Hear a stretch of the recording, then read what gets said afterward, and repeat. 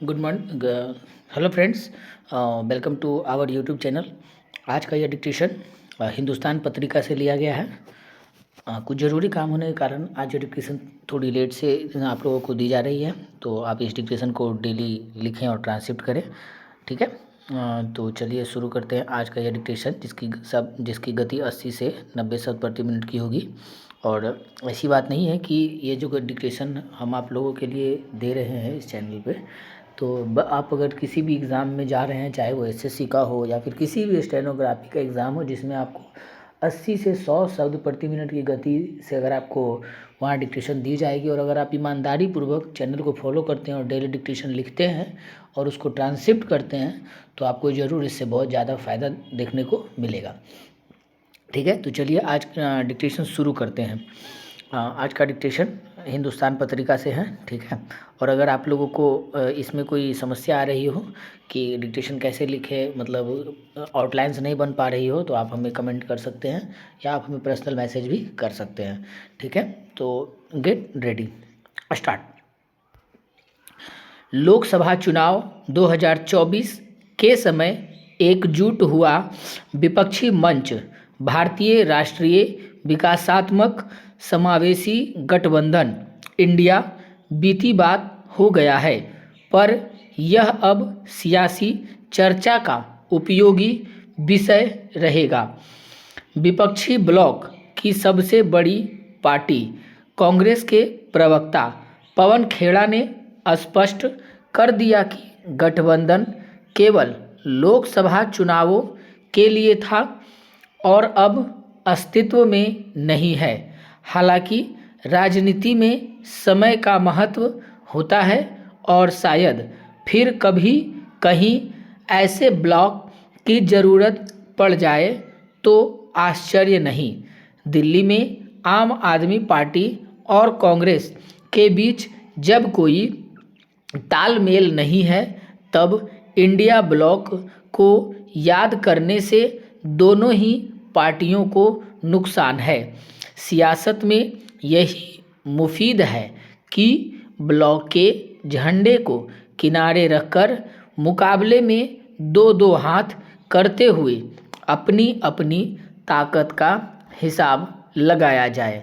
वैसे यही काम हरियाणा में भी हुआ था, जब कांग्रेस के सामने आम आदमी पार्टी आ खड़ी हुई थी।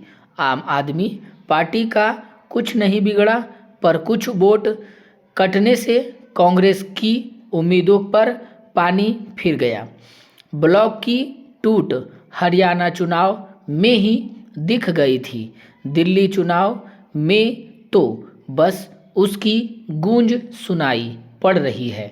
दूसरी बात, इससे पहले बुधवार को राजद नेता तेजस्वी यादव ने भी कह दिया कि सहयोगी दलों ने यह फैसला लिया है कि केवल लोकसभा चुनाव के लिए इंडिया ब्लॉक बनाया जाएगा। जम्मू कश्मीर के मुख्यमंत्री उमर अब्दुल्ला ने भी उसमें जोड़ा है कि अगर गठबंधन सिर्फ संसदीय चुनावों के लिए था तो उसे खत्म कर देना चाहिए। वैसे ध्यान देने की बात है, खुद अब्दुल्ला ने यह याद किया है कि इस गठबंधन की कोई समय सीमा नहीं थी।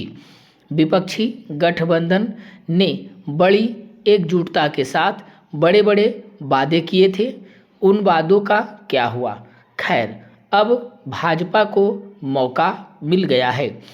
भाजपा नेता कहने लगे हैं कि हमने पहले ही कहा था। ये सभी प्रधानमंत्री नरेंद्र मोदी के भय से एक साथ आए हैं। हालांकि यह राजनीति है और यहाँ दलों की अपनी ज़रूरतों के हिसाब से गठबंधन बनते बिगड़ते रहते हैं। आज की राजनीति में यह असामान्य बात नहीं है। लोकसभा चुनाव में विपक्ष का मुख्य मकसद भाजपा को हराना था और इंडिया ब्लॉक का मकसद भी यही तक सीमित था। अब ममता बनर्जी हो या उद्धव ठाकरे या अखिलेश यादव। सबको स्वाभाविक ही अपने अपने बैनर और दल की चिंता है। ममता बनर्जी दिल्ली चुनाव में आम आदमी पार्टी के साथ हैं।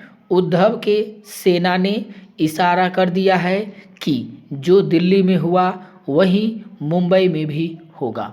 यह सच्चाई है। जब मात्र सत्ता के लिए बना कोई चुनावी गठबंधन नाकाम हो जाता है तब स्वयं गठबंधन करने वाले नेता उसका नाम लेने से बचने लगते हैं। लोकसभा चुनाव से पहले बहुत जोर शोर से इंडिया ब्लॉक की बैठकें आयोजित होती थीं, पर अब ब्लॉक की सबसे बड़ी पार्टी को न गठबंधन की चिंता है और न उसे किसी समन्वय बैठक की ज़रूरत महसूस हो रही है। कुछ दिन पहले तक कुछ क्षेत्रीय दल इंडिया ब्लॉक का नया नेता चुनना चाहते थे, पर इन क्षेत्रीय दलों को पता है कि कांग्रेस के बिना उनका गठबंधन तीसरे मोर्चे में बदल जाएगा, जिसकी अभी देश को कोई ज़रूरत नहीं है। बहरहाल आम लोगों के नज़रिए से देखें तो कई लोग कुछ ठगा हुआ महसूस कर रहे होंगे और इसका असर यह होगा कि भविष्य में बनने वाले किसी भी ऐसे विपक्षी ब्लॉक को विश्वास जीतने में मुश्किल आएगी।